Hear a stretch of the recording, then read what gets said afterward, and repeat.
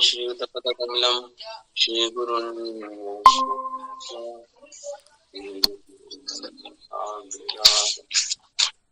नीचे आ जाओ।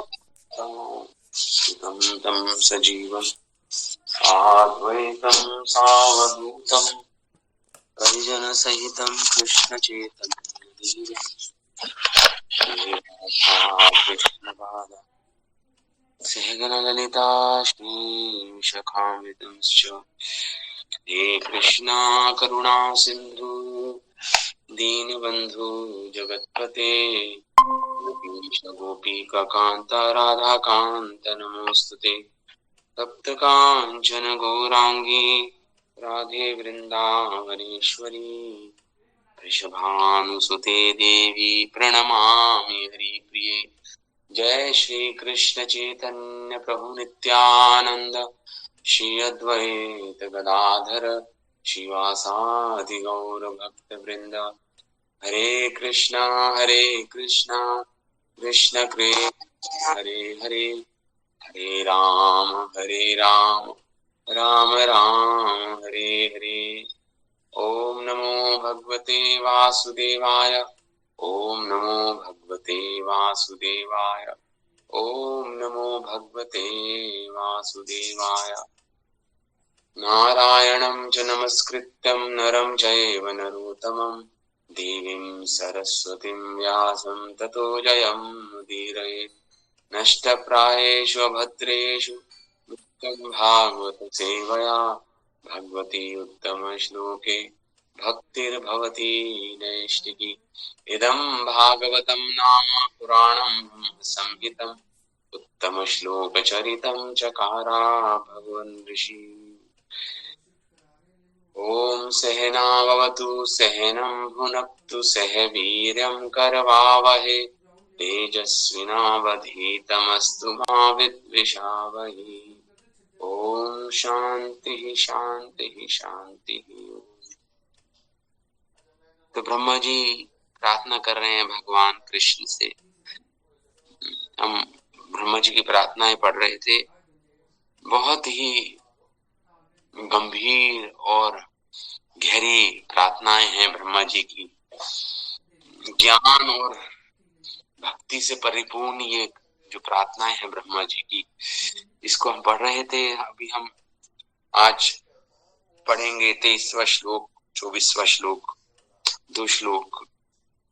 इसमें ब्रह्मा जी बोल रहे हैं भगवान को, एकः त्वमात्म पुरुषः पुराणा सत्यं स्वयं ज्योति अनंत आद्यः नित्यः अक्षरोऽजस्र सुख निरंजन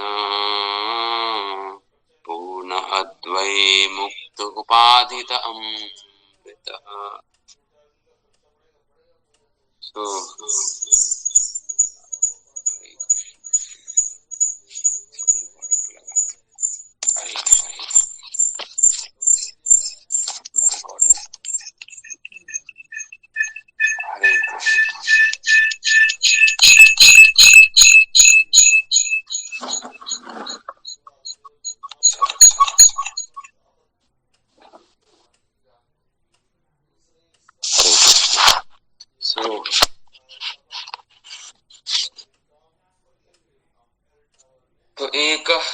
एकात्वमात्म पुरुषः पुराणः सत्या स्वयं ज्योतिरनंत आद्य नित्ये अक्षराजस्र सुखो निरंजनः पूर्णाद्वै मुक्त उपाधित अमृतः। ब्रह्मा जी कह रहे हैं एक, ब्रह्मा जी यहाँ पे बोल रहे हैं एकः त्वम, आप ही है प्रभु, आत्म पुराणम, आप ही परमात्मा है सारे जीवों के। और क्या हो, आत्म पुराण, क्या मतलब हुआ, मतलब पुरातन हुआ। आप ही कृष्ण, भगवान कृष्ण को कह रहे हैं आप पुरातन हो, मतलब पुराण, पुरुष हो, मतलब आदि पुरुष हुआ। सत्य स्वयं ज्योति अनंत आद्य, आप स्वयं सत्य हो, परम सत्य हो, ज्योति स्वरूप हो, अनंत हो, आद्य आदि पुरुष हो, आद्य नित्य अक्षरा अजस्र सुख। ये भगवान को ही कह रहे हैं, नित्य, आप नित्य हो, अक्षर हो, जिनका कभी पतन नहीं होता, अक्षर हो, अजस्र सुख हो, आपके अंदर सुख नित्य रहता है, अविनाशी सुख को आप भोगते हो, नित्य अविनाशी हो, अजह सुख, सुख रूप हो आप, और निरंजन, निर्मल हो, कोई निरंजन मतलब होता है कोई मल नहीं है आपके अंदर, निरंजन, पूर्ण अद्वय हुआ, अद्वितीय हुआ, अद्वय ज्ञान तत्व है भगवान, मतलब भगवान के जैसा कोई नहीं है, भगवान से अधिक होने का तो प्रश्न ही नहीं उठता, भगवान अद्वितीय है, उनके जैसा कोई नहीं है संसार में, पूरे ब्रह्मांड में पूर्ण अद्वय होगा, पूर्ण परिपूर्ण अद्वितीय हो, और उपाधित मुक्त, और कोई उपाधि से आप आवृत नहीं हो, भगवान किसी उपाधि से आवृत नहीं होते हैं, हम उपाधियां हैं, जीव आवृत है ना उपाधियों से, मैं स्त्री हूं, मैं नारी हूं, मैं नर हूं, मैं फलाना फलाना हूं, ये उपाधियां हैं हम सबकी, लेकिन आत्मा को इन उपाधियों से कुछ लेना देना नहीं है। अब भगवान तो नित्य मुक्त, उपाधि से मुक्त है पूर्णतया, यहाँ पे यही बोल रहे ब्रह्मा जी, आप उपाश्रित मुक्त हो, मतलब कोई सारी उपाधियों से मुक्त हो आप, रहित हो आप, और अमृत, आप नित्य हो, अमृत हो आप, अमृत तुल्य हो आप।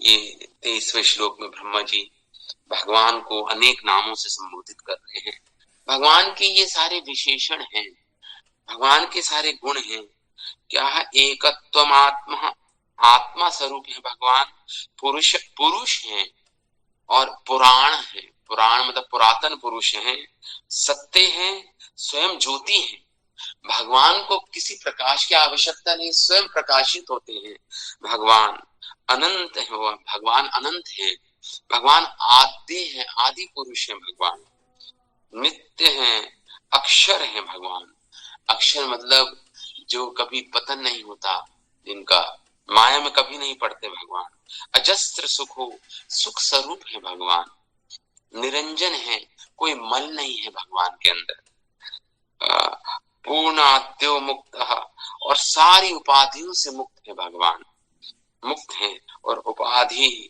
और अमृत तुल्य हैं, अमृत। अब इसका अर्थ हम समझेंगे, क्या सब ये जो ब्रह्मा जी प्रार्थना कर रहे हैं भगवान से, इस सब का क्या अर्थ है? तो जब भगवान को ब्रह्मा जी आप ही सत्य पदार्थ हो इस प्रकार बोल रहे हैं, तो ब्रह्मा जी कहना चाह रहे हैं कि आप ही एकमात्र सत्य हो। तो ऐसा क्यों कह रहे हैं ब्रह्मा जी कि आप ही एकमात्र सत्य हो?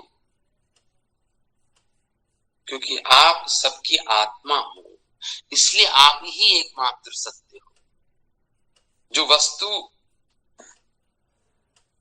दृष्ट है, दृष्ट मतलब जो देखी जा रही है, जो वस्तु इस संसार में जिन वस्तुओं को हम अनुभव कर रहे हैं, अपने अपने आंखों से देख रहे हैं, हाँ, वो सब क्या है?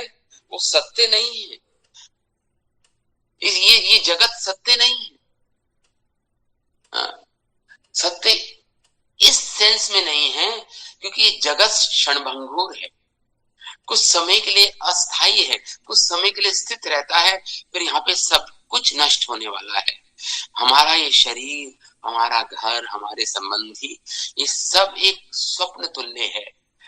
इसमें हमने अपने आप को, अपने आप की पहचान बना ली है छोटी, इस जगत से, इस शरीर से, इस शरीर के संबंधियों से, और हमने अहम ममेति की भावना धारण की है, ये मेरा, ये मैं हूं, और ये मेरा है। अहम ममेति, मैं और मेरे की जो छोटी भावना, धारणा हमने भाली है। उसके कारण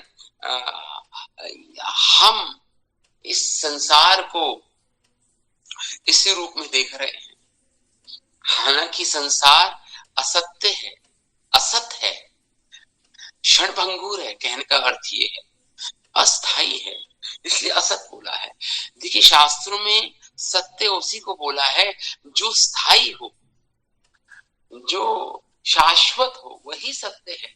बाकी जो अशाश्वत है, अस्थाई है, क्षणभंगुर है, वो सत्य कभी नहीं हो सकता। तो इसलिए यहाँ पे जी कह रहे हैं क्योंकि आत्मा ही अच्छा अब कह रहे हैं अब आत्मा ही सत्य है, अन्य कुछ भी नहीं। इसलिए आप भगवान को आत्मा करके पुकारा है। और भगवान विकार मुक्त है, कोई विकार नहीं है भगवान में, इसलिए आप सत्य हो। जिस चीज में कोई विकार आ जाए वो सत्य हो ही नहीं सकती। विकार युक्त तो कोई भी पदार्थ सत्य नहीं हो सकता। देखिए थोड़ा डीप फिलॉसफी है यहाँ पे ब्रह्मा जी जो प्रार्थना कर रहे हैं भगवान से, बहुत ही गहरा तत्व है इसमें। कह रहे हैं आप विकार युक्त हो प्रभु, आपके अंदर कोई विकार नहीं है। तो जैसे इस शरीर को देखिए आप, हमारे शरीर को, इसके अंदर विकार है। हमारा जन्म होता है शरीर का, इस शरीर की वृद्धि होती है, बढ़ता है शरीर, फिर ये शरीर प्रौढ़ता तक को प्राप्त होता है। प्रौढ़ता मतलब और परिपक्व अवस्था को और बढ़ता है, बढ़ते बढ़ते प्रौढ़ बन जाता है। प्रौढ़ मतलब पूर्ण पक जाता है ये शरीर, प्रौढ़ता को प्राप्त होता है। उसके बाद प्रजनन, इसके कोई बाय प्रोडक्ट्स उत्पन्न होते हैं शरीर से, प्रजनन बोलते हैं। और उसके बाद इसका ह्रास होता है, ये शरीर नीचे जाता है और अंतिम में इस शरीर की मृत्यु हो जाती है।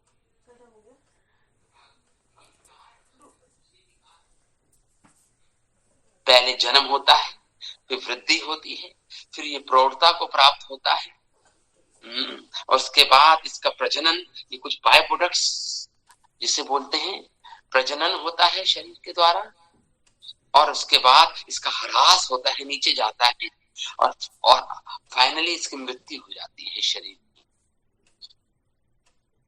लेकिन भगवान ऐसे नहीं है, भगवान के अंदर ये विकार नहीं है। इस श्लोक में ब्रह्मा जी कहने का अर्थ यह है ब्रह्मा जी का कि भगवान ये 6 विकारों से मुक्त हैं। कैसे? ब्रह्मा जी बोल रहे हैं भगवान क्या है? आद्य हैं, आदि हैं।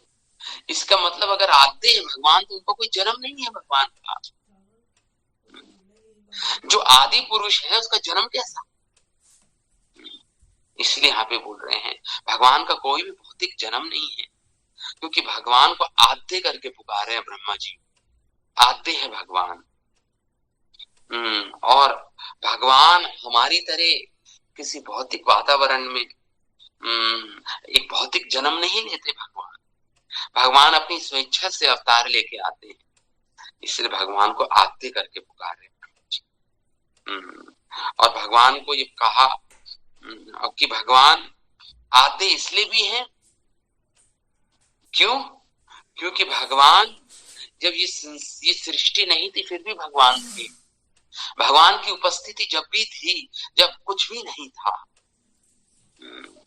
कुछ भी नहीं था, फिर भी भगवान विद्यमान थे इस संसार में। अतएव तो भगवान का भौतिक जन्म लेने का तो सवाल, प्रश्न ही नहीं उठता, क्योंकि जब ये कुछ भी नहीं था तब भगवान उपस्थित थे। इसलिए भगवान आद्य करके पुकारा भगवान को ब्रह्मा जी ने। इसलिए भगवान का भौतिक जन्म नहीं है। इस प्रकार भगवान को पूर्ण करके पुकार रहे हैं। पूर्ण हुआ प्रभु, पूर्ण मतलब पूर्णत्यो मुक्त उपाधितो मृत, पूर्ण हो भगवान। जैसे मैंने बताया था 6 विकार है शरीर के, जन्म, फिर वृद्धि। तो भगवान में वृद्धि में नहीं है, वो विकार भी नहीं है भगवान के अंदर। जो पूर्ण है उसके अंदर कैसी वृद्धि? जो पहले से ही पूर्ण है उसके अंदर वृद्धि कैसे हो सकती है? तो वृद्धि नहीं है, क्योंकि भगवान पूर्ण करके यहाँ पे बता रहे हैं, भगवान पूर्ण है भगवान। और यहाँ पे ब्रह्मा जी कह रहे हैं, हे प्रभु आप। और तीसरा विकार है शरीर में प्रौढ़ता। हमने देखा कि जब प्रौढ़ अवस्था में वो आनंद नहीं मिलता जो जो जब वो यौवन अवस्था में कोई होता है शरीर, तो जो आनंद उसको यौवन अवस्था में प्राप्त होता है, युवा अवस्था में प्राप्त होता है, वो प्रौढ़ अवस्था में प्राप्त नहीं होता, क्योंकि शरीर प्रौढ़ अवस्था में पहुंच गया है। लेकिन भगवान क्या है? अजस्र सुख, सुख करके पुकारा। निरंतर भगवान सुख भोगने वाले हैं। अजस्र सुख, वो सुख जिसका कोई अंत नहीं, कोई आदि नहीं, वो सुख स्वरूप है भगवान। अजस्र सुख है, सुख स्वरूप है। अनंत सुख का भोग करते हैं, अनंत समय करेंगे। हमारी तरह नहीं कि एक बार प्रौढ़ अवस्था में पहुंच गए ये शरीर, तो जो युवा अवस्था का जो सुख है वो उसको प्राप्त नहीं होता। इस शरीर को, ये विकार है शरीर के, और भगवान विकार मुक्त है, ये ब्रह्मा जी कह रहे हैं यहाँ पर। जो अजस्र सुख करके ये संबोधित किया भगवान का, भगवान आप सुख स्वरूप हैं। तो इसका मतलब भगवान कभी प्रौढ़ अवस्था में नहीं जाते, भगवान नित्य तरुण अवस्था में रहते हैं। भगवान नित्य तरुण अवस्था में रहते हैं। कुमार अवस्था, पौगंड अवस्था, किशोर अवस्था, ये तरुण अवस्था में रहते हैं। उसके बाद भगवान और उनका शरीर ही आगे नहीं, प्रौढ़ अवस्था में कभी नहीं जाता। भगवान का शरीर दिव्य शरीर है, चिदानंद देह है भगवान का, और हमारा जड़ वस्तु से बना है, पंच भौतिक तत्वों से बना है। इसलिए हमारा जन्म होता है, हमारी वृद्धि होती है, हम प्रौढ़ अवस्था में पहुंचते हैं, फिर हम प्रजनन, कुछ इस संसार में कुछ प्रोडक्ट्स जन्म देते हैं, हम बच्चे होते हैं, हमारे प्रजनन होता है हमारा, फिर हमारा ह्रास होता है, ड्विंडलिंग जिसे बोलते हैं, ड्विंडलिंग, नीचे जाते हैं हम, और फाइनली मृत्यु आती है। तो यहाँ पे कहने का अर्थ है, ब्रह्मा जी शब्द सारे भगवान को ये जो प्रार्थना कर रहे हैं, इसमें ब्रह्मा जी का कहने का अभिप्राय ये है कि हे प्रभु आप विकार मुक्त हैं, अजस्त्र सुख हैं, प्रौढ़ अवस्था में कभी नहीं जाते आप। और भगवान को उन्होंने अक्षर करके पुकारा ब्रह्मा जी ने, कि भगवान आप अक्षर हैं।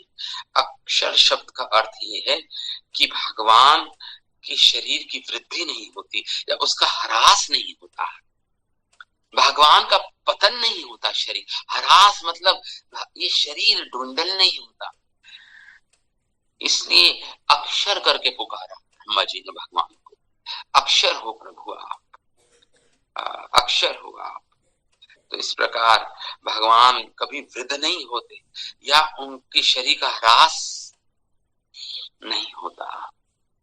तो इस प्रकार, इसलिए ब्रह्मा जी ने अक्षर करके पुकारा भगवान। और फाइनली ब्रह्मा जी ने कहा आप अमृत हो, आप अमृत हो, मतलब भगवान की मृत्यु कभी नहीं होती। इस शरीर की मृत्यु होती है हमारे, लेकिन भगवान क्योंकि इन 6 विकारों से मुक्त है, इसलिए भगवान को अमृत करके पुकारा ब्रह्मा जी ने इस श्लोक में। आप अमृत हो, क्यों? क्योंकि भगवान की मृत्यु कभी नहीं होती, मरणशील नहीं है भगवान। इन शब्दों से ये हमें पता चल रहा है कि भगवान का दिव्य शरीर है, जन्म कर्म जमा दिव्यम। भगवान का शरीर, भगवान का जन्म, भगवान के कर्म सब दिव्य हैं। इस भौतिक संसार से युक्त नहीं है, विकार युक्त नहीं है भगवान, इसलिए विकारों से मुक्त है भगवान। लेकिन ये जो असंख्य जीव हैं, हम जीवात्मा, जिन भगवान ने अपना विस्तार किया इन जीवात्माओं में, भगवान से निकले हैं हम सब जीवात्माएं। तो असंख्य जीवों के रूप में भगवान अपना विस्तार करते हैं। तो भी भगवान जब तो भी भगवान ऐसा नहीं, ओम पूर्णमदः पूर्णमिदं पूर्णात् पूर्णमुदच्यते पूर्णस्य पूर्णमादाय पूर्णमेवावशिष्यते। भगवान पूर्ण है, पूर्ण से सृष्टि निकलती है, फिर भी भगवान पूर्ण रहते हैं, भगवान पूर्ण ही रहते हैं। इसको बोलते हैं भगवान। इसलिए भगवान को आत्मा करके पुकारा ब्रह्मा जी ने। आध्यात्मिक हैं आप, और ये शरीर का अस्तित्व, आपका जो ये अभी तो अपने आध्यात्मिक आनंद और महिमा का विस्तार करते हैं भगवान।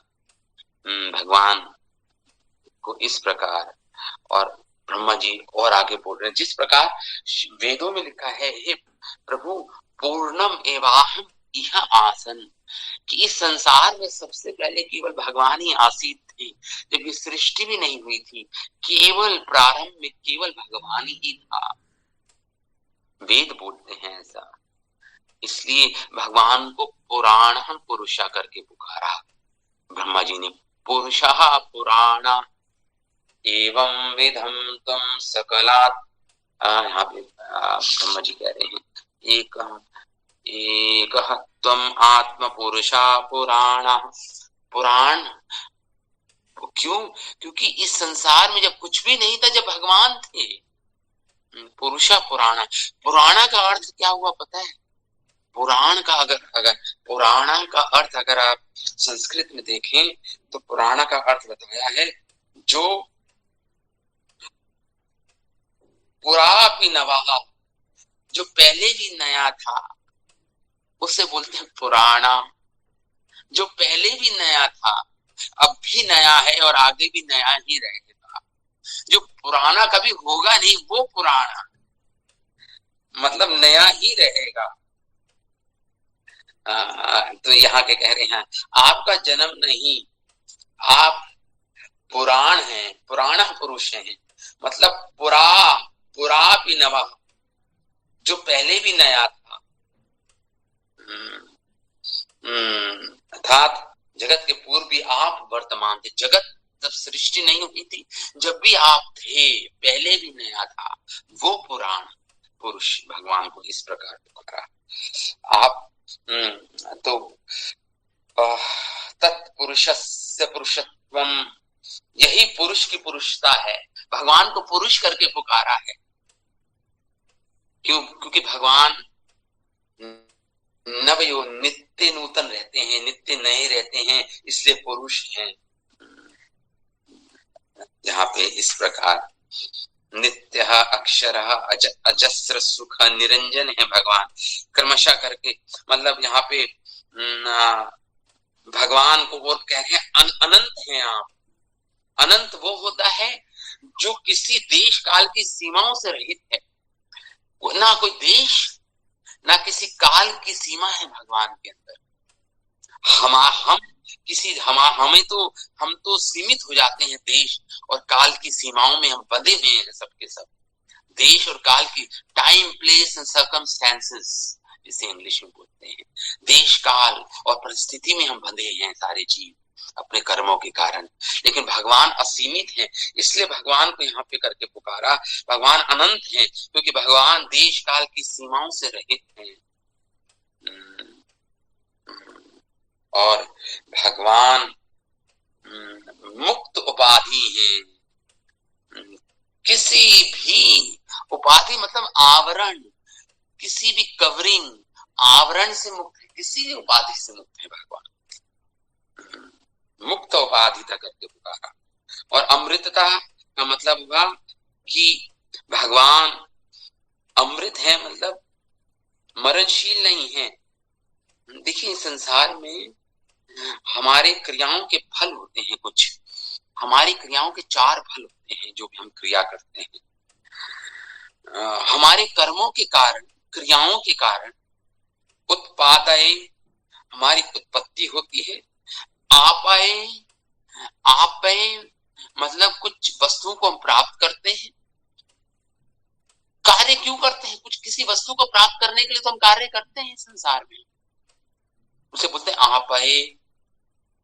और फिर हम विकार युक्त हैं सबके सब, और हमारे संस्कार होते हैं।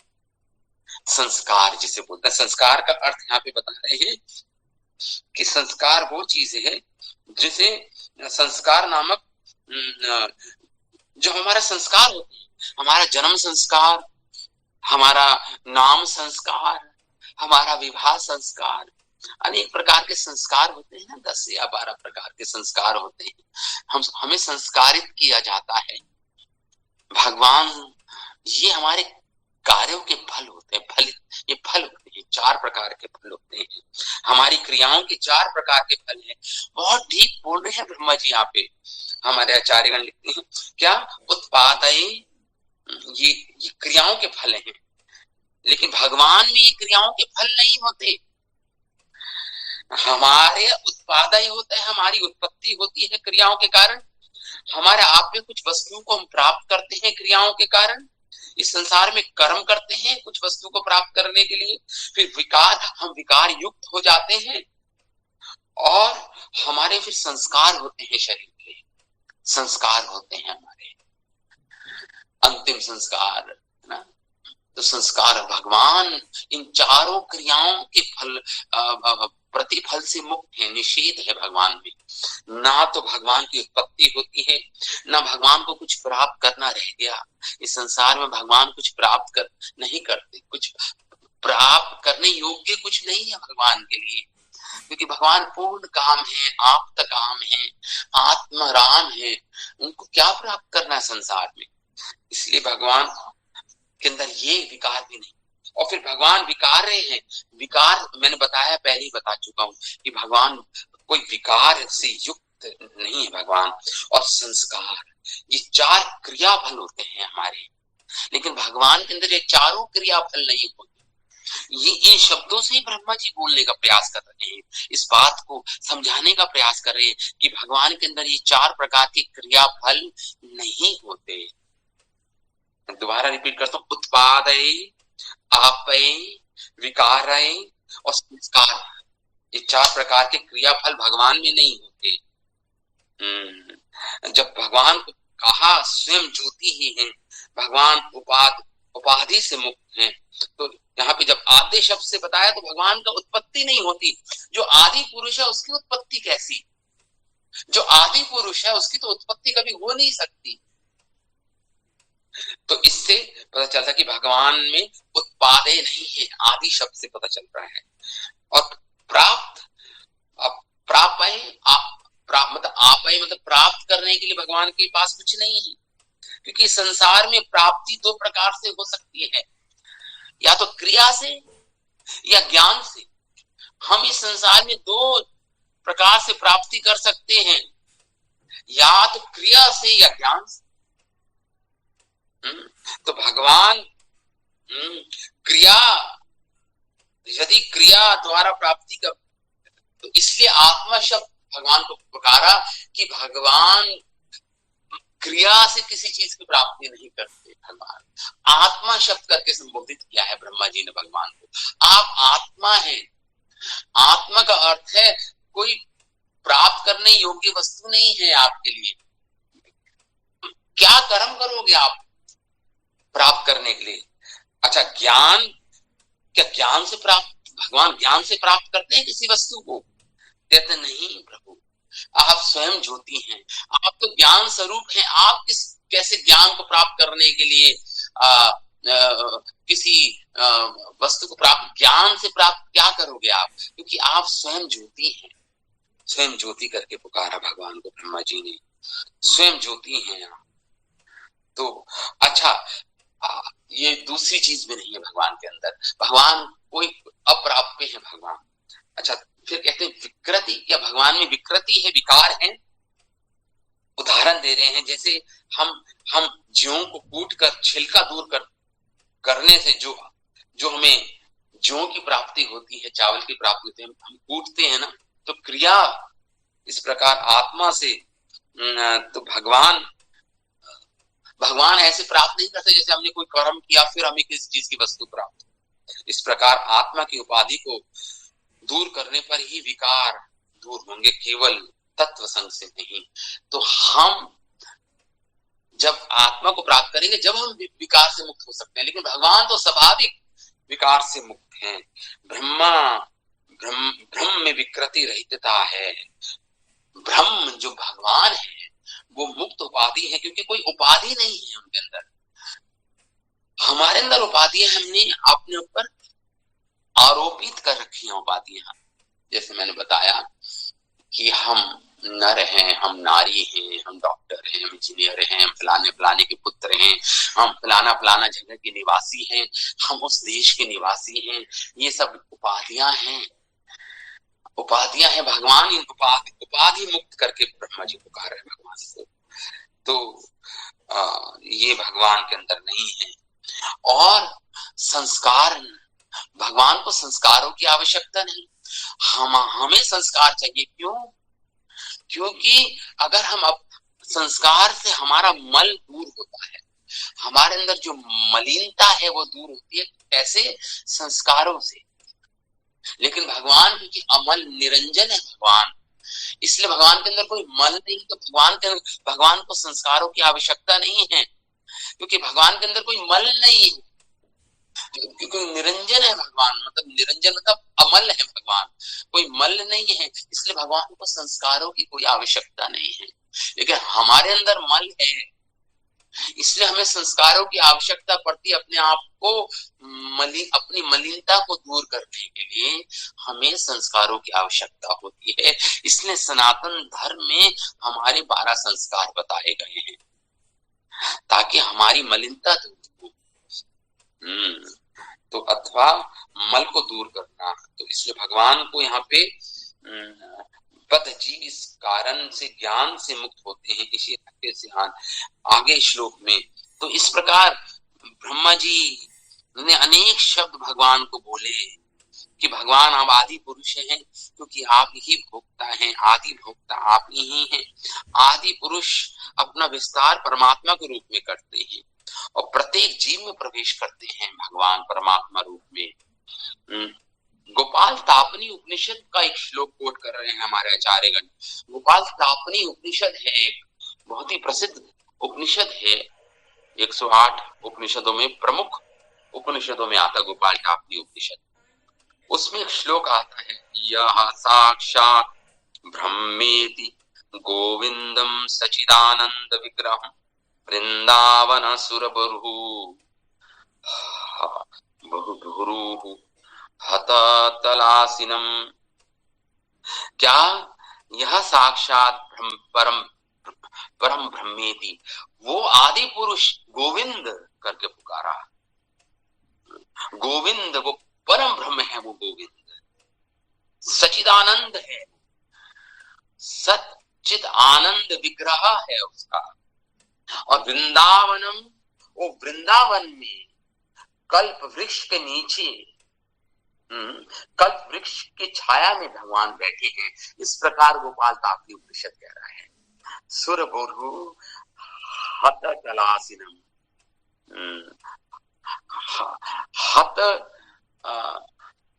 तल आसीनम, तल मतलब कल्प वृक्ष की छाया में भगवान बैठे हैं। वो गोविंद, वो पर ब्रह्म, वो जो भगवान है, जो सचिदानंद विग्रह हैं, वो वृंदावन में कल्प वृक्ष की छाया के नीचे बैठे हैं। इस प्रकार ये श्लोक आता है। इसका अर्थ ये है, तो परम सत्य है वो, परम ब्रह्मेति है वो भगवान। और इस भौतिक अज्ञान से परे हैं और केवल भौतिक ज्ञान से तो परे है ही, भगवान आध्यात्मिक ज्ञान से भी परे है, ये समझ लीजिए आप। इसलिए भगवान को पुकारा है शास्त्रों ने, विद्या अविद्या नाम भिन्नः। वो परम ब्रह्म, वो गोविंद अविद्या से तो परे है ही, वो विद्या से भी परे है। इसलिए श्लोक आता है वेदों में, विद्या अविद्या अविद्याभ्याम भिन्नः।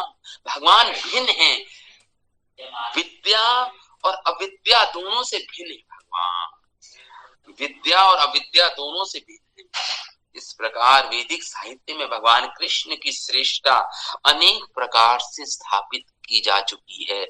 जो ब्रह्मा जी वही सब बोल रहे हैं। भगवान आप विद्या और अविद्या दोनों से परे हैं। तो यहाँ पे ब्रह्मा जी द्वारा इसकी पुष्टि की गई है। जो शास्त्रों में दे रखा है, वेद पुराणों में दे रखा है, उसी की पुष्टि इन प्रार्थनाओं के द्वारा ब्रह्मा जी कर रहे हैं। तो ये श्लोक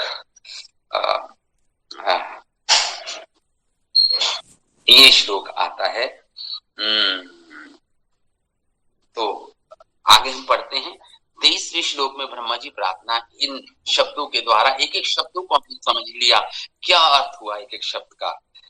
तो ब्रह्मा जी का अभिप्राय ये है कि भगवान 6 विकार से मुक्त है और 6 जो 4 प्रकार के क्रिया फल हैं, मैंने बताया आपको, उत्पत्ति, आपय, विकार और संस्कार, इससे भी मुक्त है भगवान। ये इस प्रकार ब्रह्मा जी का अभिप्राय ये है, कहने का अर्थ ये है। ये गहरा अर्थ है ब्रह्मा जी की प्रार्थनाओं में। अब हम 24वां श्लोक पढ़ते हैं। ब्रह्मा जी आगे क्या बोल रहे हैं प्रार्थना में? एवं विधम त्वां सकलात्मनापि, एवं विधम त्वां सकलात्मनापि स्वमात्मनाम् आत्मतया विचक्षते। गुरुवर्ग लब्धा उपनिषत् चक्षुषा ये ते तरन्तीव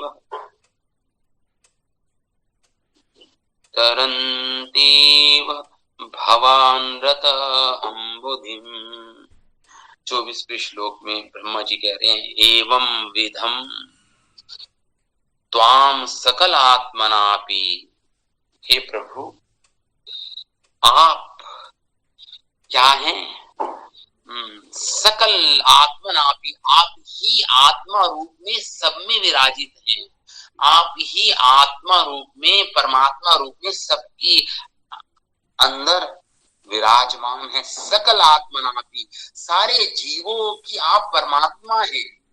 ब्रह्मा जी कह रहे हैं भगवान कृष्ण को, एवं विधम, इस प्रकार आप क्या हैं? जैसा शास्त्रों में वर्णित है, सकल आत्मनापि, आप सभी की आत्मा है प्रभु। हाँ, और समात्मानम आत्मतया विचक्षते, और जो ज्ञानी पुरुष हैं, जो भगवान के भक्त हैं, वो आपको सारे जीवों की परमात्मा के रूप में स्वयं स्वात्मानम आत्मतया विचक्षते, देखते हैं, विचक्षित देखते हैं आपको, सब परमात्मा रूप में सबके, आपको परमात्मा रूप में सबके अंदर देखते हैं। फिर कह रहे हैं, गुरु अर्कलब्धा उपनिषत् चक्षुषा, गुरु की कृपा से जिसको ज्ञान मिल गया है आपका, अर्क मतलब होता सूर्य, लब्ध वो प्राप्त कर लेता है आपको। जैसे आध्यात्मिक गुरु से ज्ञान की स्पष्ट दृष्टि प्राप्त कर ली है जिसने, इसने गुरु से ज्ञान की स्पष्ट दृष्टि प्राप्त कर ली है।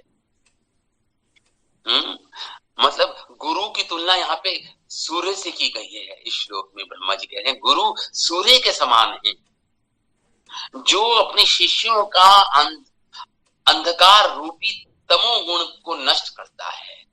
तो अर्क कह रहे हैं यहाँ पे, गुरु अर्क लब्धो, गुरु सूर्य के समान है, जिसको गुरु से वो आध्यात्मिक प्राप्त हो गई है। गुरु तुल्य, किससे? गुरु कृष्ण, तो जिसको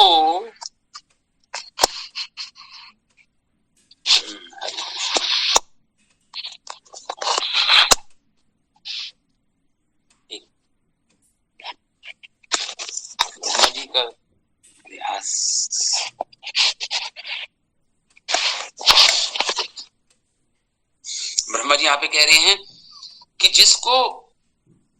जिन्होंने सूर्य रूपी गुरु से ज्ञान की स्पष्ट दृष्टि प्राप्त कर ली है, गुरु अर्क लब्धो सत चक्षुषा, जिसने ज्ञान चक्षु जिसको प्राप्त हो गए हैं, किससे? गुरु रूपी सूर्य से जिसको ज्ञान चक्षु प्राप्त हो गए हैं, ये ते तरंती भवानृताम्बुधिम, इस अम्बुधि, इस भव सागर को वो पार कर जाता है। आप आदि पुरुष को समझ, ये ते तरंती भवान, गुरु रूपी ज्ञान चक्षु को प्राप्त करके आपको समझकर, आप आदि पुरुष हैं ऐसा जानकर वह भव सागर को पार कर सकते हैं। ब्रह्मा जी इस प्रकार कह रहे हैं, एवं विधम त्वाम, ऐसा आपको समझकर, इस प्रकार वर्णित, गुरु के द्वारा वर्णित आपको समझकर कि आप आदि पुरुष हैं, वह क्या करते हैं? भव अनृत, अनृत मतलब वह ये संसार वास्तविक नहीं है, अनृत मतलब बेकार का है, मीनिंगलेस है, हमारा भौतिक अस्तित्व का कोई मीनिंग नहीं है, मतलब अनृत है, अनृत शब्द आया है, अनृत, अनृत का मतलब तो जो वास्तविक नहीं है, उसको तरंती पार कर जाते हैं। आप को परमात्मा रूप में जानकर इस सर्व अनरथ अम्बुधिम, इस भव सागर को वो पार कर जाते हैं। कहने का अर्थ यह है कि भगवान ने गीता में बोला, जन्म कर्म च मम दिव्यम एवं यो वेति तत्वतः, जो जानता है इस प्रकार मेरे जन्म मेरे कर्म दिव्य हैं, मैं विकार युक्त हूँ, मैं क्रिया फल से मुक्त हूँ, मैं मुक्त हूँ, इस प्रकार जो जानता है, तो कहते हैं त्यक्त्वा देहम पुनर्जन्मा नेति मामेति सो अर्जुना, वो इस देह को त्याग कर पुनः नया देह धारण नहीं करता, वो भगवत धाम चला जाता है, जहाँ का वो निवासी है, मूल रूप जहां से आया है वहीं पे चला जाता है जीव, केवल भगवान को समझ। यहाँ पे ब्रह्मा जी यही बोल रहे हैं, इस श्लोक में यही बोल रहे हैं, गुरु अर्क लब्धो, जिसने गुरु रूपी सूर्य से लब्ध प्राप्त कर लिया है, क्या? चक्षुषा, सुचक्षुषा, सु मतलब ठीक ठीक, चक्षु जिसको प्राप्त हो गए हैं चक्षु, ये ते तरंती, वो तर जाता है भव सागर से, इव भव अनृत, और इस अनृत मतलब जो वास्तविक नहीं है, इस अनृत भव सागर को, अम्बुदिन सागर को वो पार कर जाता है, तरंती इवा, वो तर जाता है। इस प्रकार 24वें श्लोक में इस प्रकार बोल रहे, हमारे आचार्य लिखते हैं, बद जीव इस प्रकार ज्ञान से ही मुक्त होते हैं।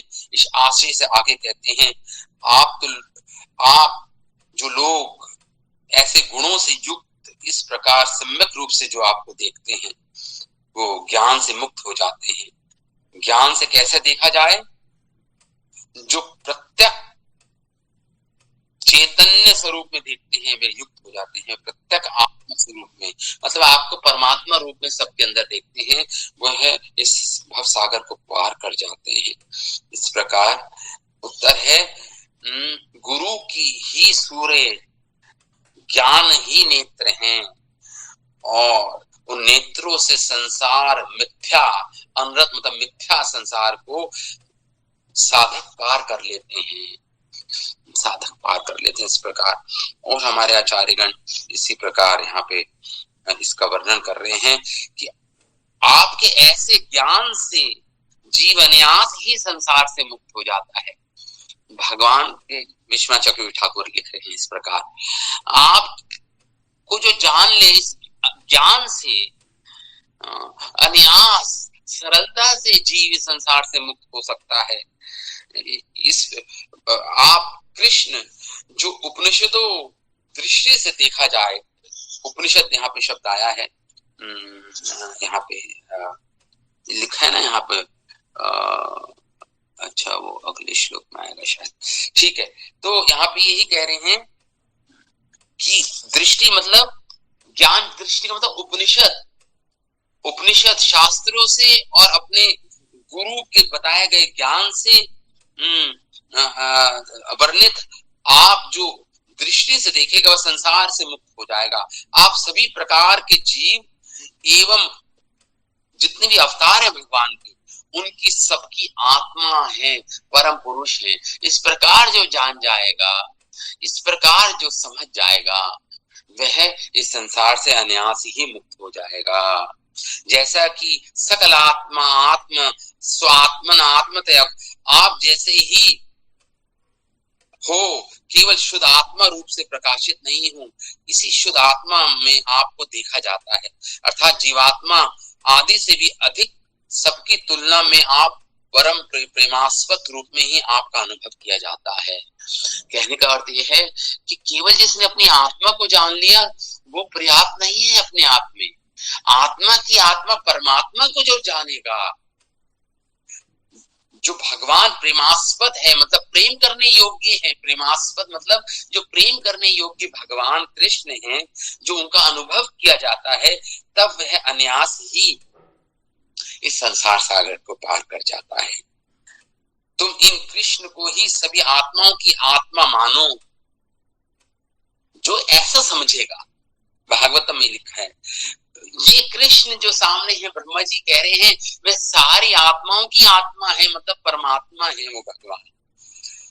और गोपाल तापनी उपनिषद आदि उपनिषदों में, और य असौ ब्रह्म परम ब्रह्म गोपाल, यौ असौ ब्रह्म परम ब्रह्म गोपाल।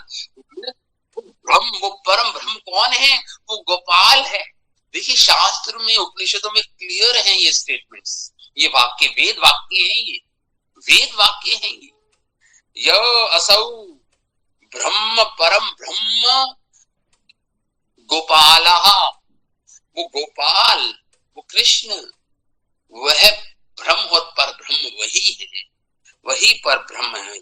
ऐसा गोपाल का अपनी उपनिषदों और अनेक उपनिषदों में वर्णन किया गया है। इस ज्ञान के द्वारा जन्म मरण आदि में संसार जो कि झूठा है, ये संसार झूठा है, अनर्थ, ये मिथ्या है, झूठा है संसार। ऐसे ज्ञान के द्वारा कि भगवान ब्रह्म है, परम ब्रह्म, वो भगवान गोपाल हैं, ऐसा समझकर जन्म मरण आदि में जो संसार जन्म मरण से युक्त है, जो जिस संसार में हम जी रहे हैं, जिसमें हम रह रहे हैं, ये झूठा है। लेकिन आपके चरणों के आश्रय से उसी प्रकार पार कर लिया जाता है जिस प्रकार बछड़े के खुर को आसानी से पार कर लिया जाता है।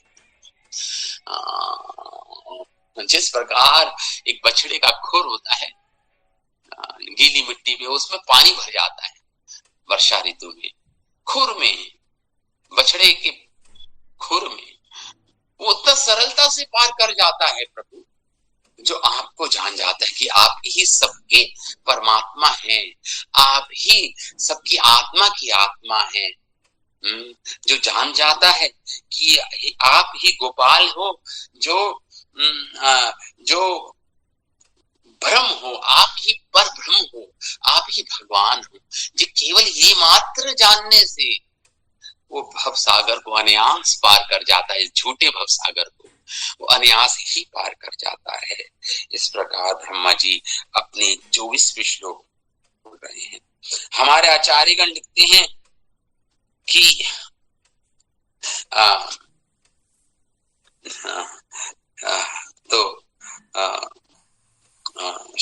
तो श्री कृष्ण में परमात्मा भावना रखने से, रति उत्पन्न करने से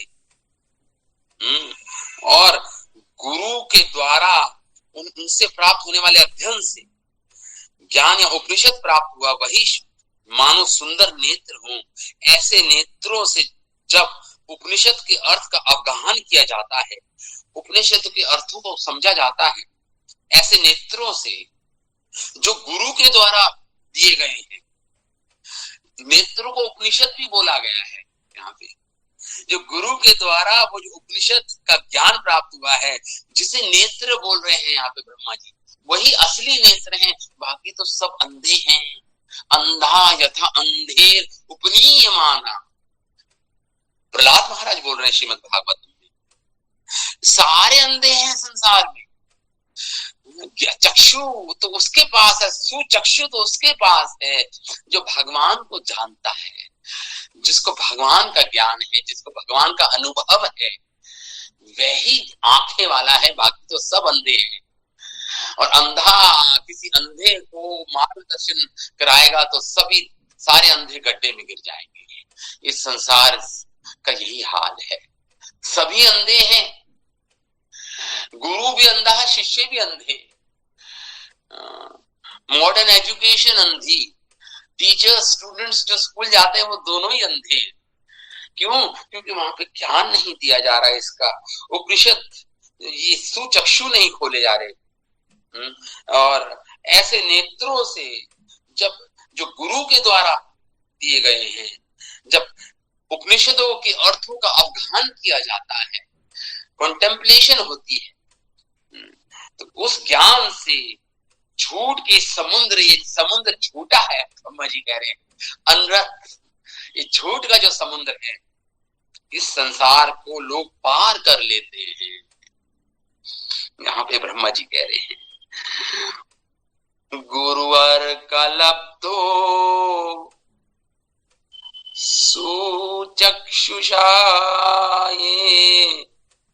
ये ते तरंतीव, तर जाते हैं भव सागर से, अनृता जो वास्तविक नहीं है, जो झूठा है, ये भव सागर, अनृत अम्बुधिम, ये झूठा भव सागर है, हमारे द्वारा बनाया गया झूठा, हमारा मनोकल्पित भव सागर है ये, जो हम फंसे हुए हैं इसमें। इससे मुक्ति मिल सकती है केवल भगवान को समझने पर से। भगवान परमात्मा है और ये गुरु के द्वारा हमें जब ज्ञान चक्षु प्राप्त होंगे, और उस ज्ञान चक्षु से जब हम उपनिषदों का ज्ञान अवगाहन करेंगे, मतलब सुंदर नेत्र हो जाएंगे हमारे गुरु के द्वारा जो दिए गए ज्ञान चक्षु नेत्र जब हमें दिए जाएंगे, उससे जब हम संसार को देखेंगे तो इस संसार को हम अनायास ही इस छोटे भव सागर को हम पार कर जाएंगे, ऐसे ज्ञान चक्षु को प्राप्त करके। इस प्रकार ब्रह्मा जी ने, अब आगे ब्रह्मा जी 25वें श्लोक में बोलेंगे, एक्चुअली बोलेंगे कि ये संसार ऐसा है, जैसे बोल रहे हैं ना इस श्लोक में ब्रह्मा जी, झूठा है संसार। जैसे हमने किसी रस्सी को पकड़ा, उसको सर्प समझ लिया, और एक रस्सी को सर्प समझकर भयभीत हो गए हम।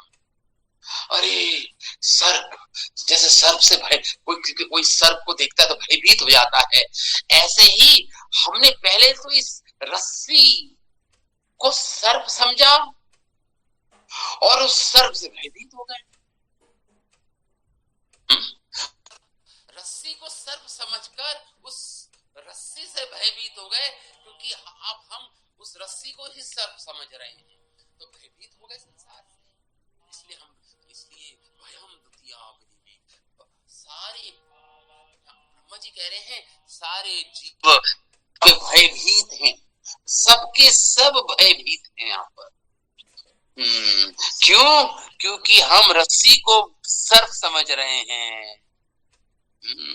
यहाँ पे यही ब्रह्मा जी कह रहे हैं, इस प्रकार ज्ञानेन भूयो तत्प्रलीयते रज्जा, रज्जू को, रस्सी को, अहे मतलब सर्प, भाव यथा, जब रस्सी को सर्प समझ रहे हैं तो भय उत्पन्न हुआ, लेकिन जिसको ज्ञान है, जो रस्सी को रस्सी समझे, जब हम समझ जाए अरे वो हमारी गलती थी, हमने गलती से रस्सी को सर्प समझ लिया, ये तो रस्सी है, जब ऐसा समझेगा कोई तो वो ज्ञान से मुक्त, वो भय से मुक्त हो जाएगा। उसी समय तत्क्षणात, उसी समय वो भय से मुक्त हो जाएगा।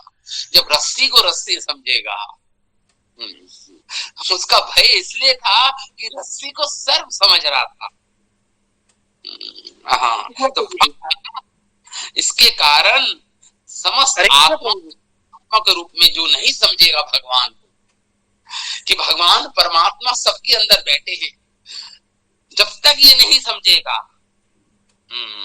तब तक उसका ये भौतिक अस्तित्व बना रहेगा। जब तक ये उसका ये भौतिक अस्तित्व बना रहेगा, और जब तक ये भौतिक अस्तित्व बना रहेगा तब तक वो अज्ञान में रहेगा, रस्सी को सर्प समझेगा।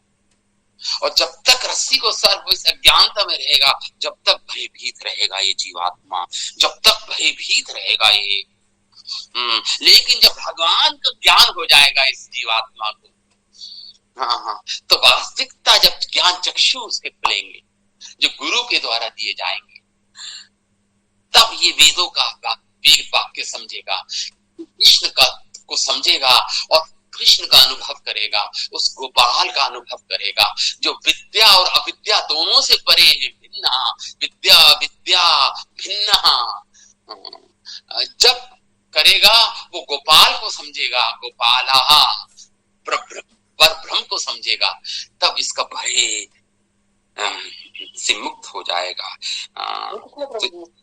तो अगले 25वां श्लोक हम अगली क्लास में इसकी चर्चा करेंगे।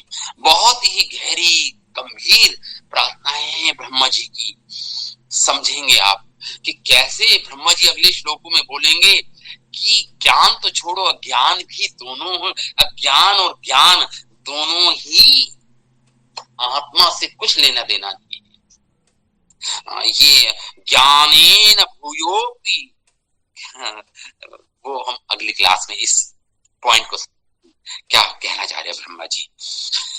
ठीक है, आज हम यहीं पे इसको विराम देते हैं ब्रह्मा जी की प्रार्थनाओं को। कल हम 25वें श्लोक से इसका प्रारंभ करेंगे ब्रह्मा जी की प्रार्थना को। ठीक है। जय श्रीमद् भागवतम महापुराण की जय, श्रील सुखदेव गोस्वामी पाद की जय, श्रील प्रभुपाद की जय, अनंत कोटि वैष्णव जय, नित्यानंद हरि हरि बोल।